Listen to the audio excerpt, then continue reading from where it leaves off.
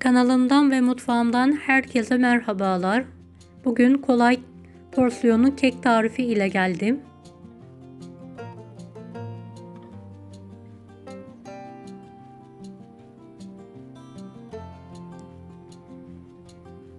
Bir adet yumurta kırılarak karıştırma kabına alınır. Üzerine bir su bardağı toz şeker ilavesi yapılarak çırpılır.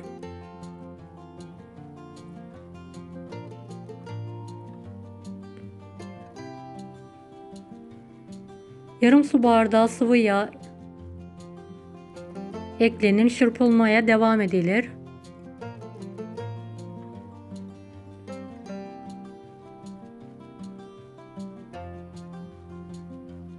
Bir su bardağı süt eklenir.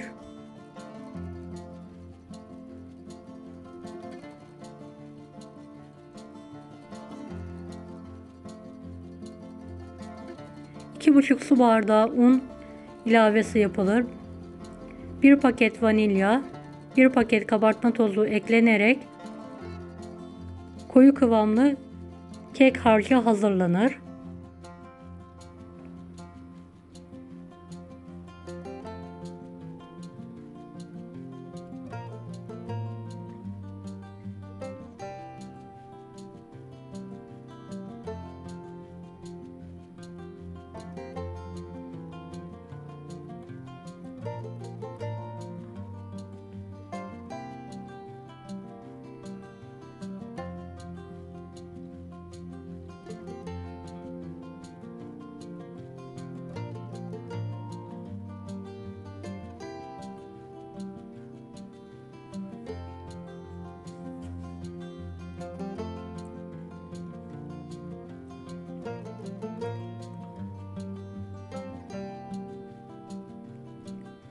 Evet, kek harcından biraz bırakılarak buzdolabı poşetine doldurulur.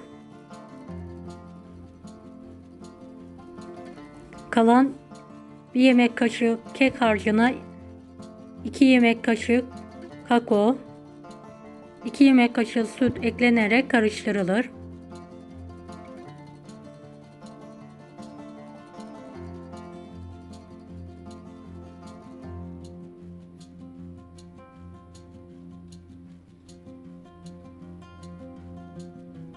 Evet, kakaolu kek harcı da buzdolabı poşetine alınır.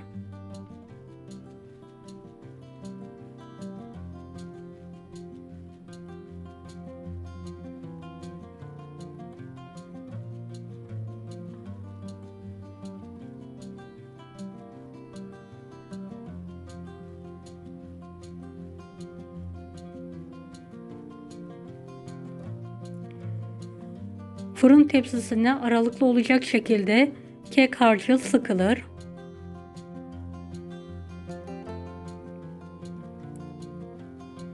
Videomu buraya kadar izlediyseniz bana destek olmak amaçlı yorum kısmına herhangi bir emoji veya yorum bırakırsanız sevinirim.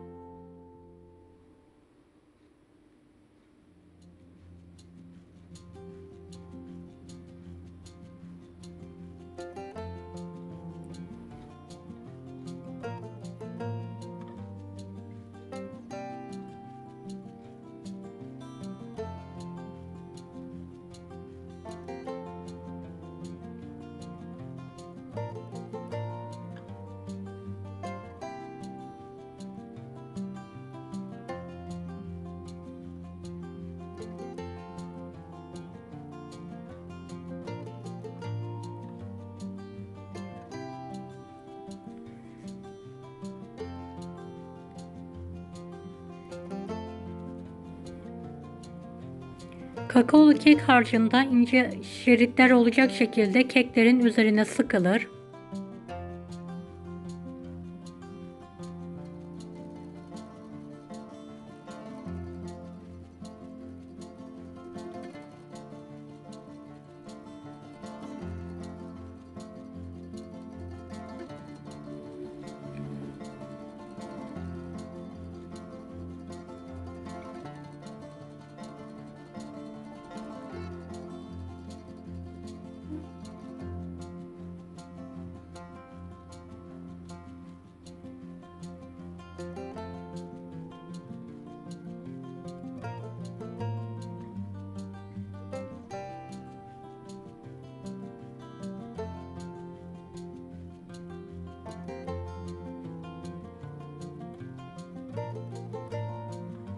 Bir kürdan yardımı ile keklerin üzerine ebru deseni verilir.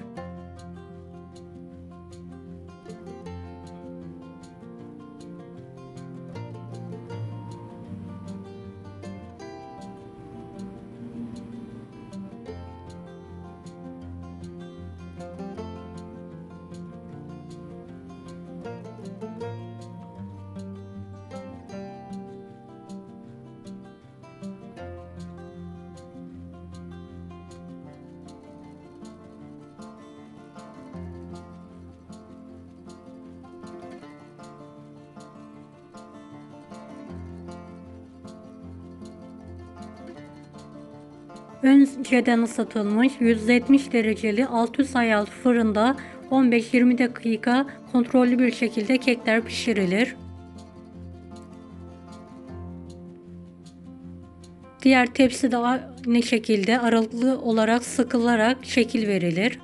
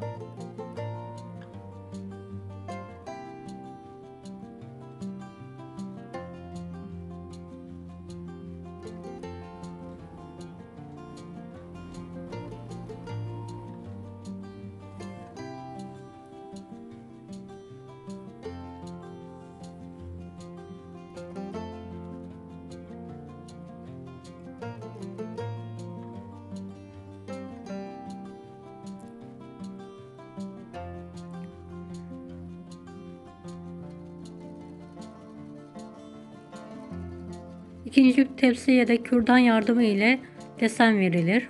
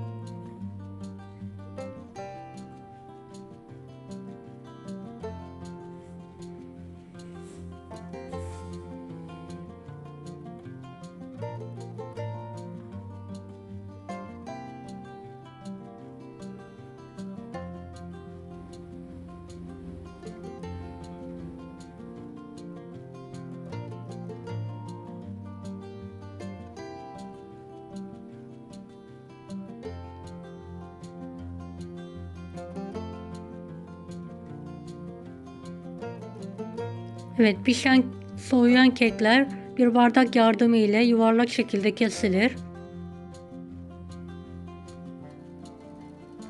Kenarlarından çıkan parçalar da mutfak robotunda un haline getirilir.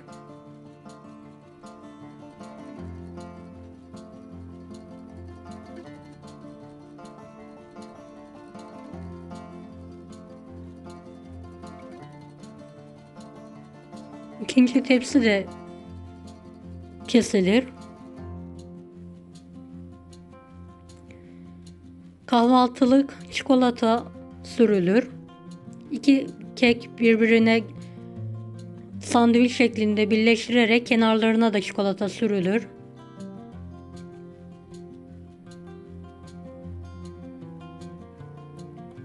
Un haline getirilen Kek kırıntılarına kenarları batırılarak şekil verilir. Çikolatayı ben biraz fırında ısıttım.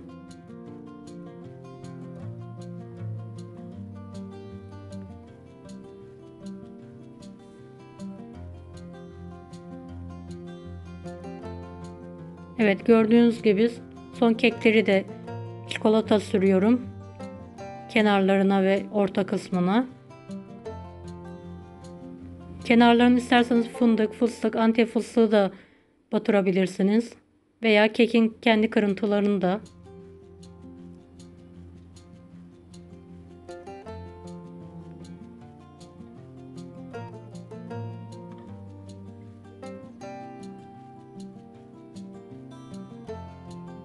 Evet, görüntüsü, lezzeti muhteşem bir kek. Herkesin yapmasını tavsiye ederim. Afiyet olsun. Kanalıma ücretsiz abone olmayı unutmayın. Bir dahaki videolarda görüşmek üzere. Allah'a emanet olun.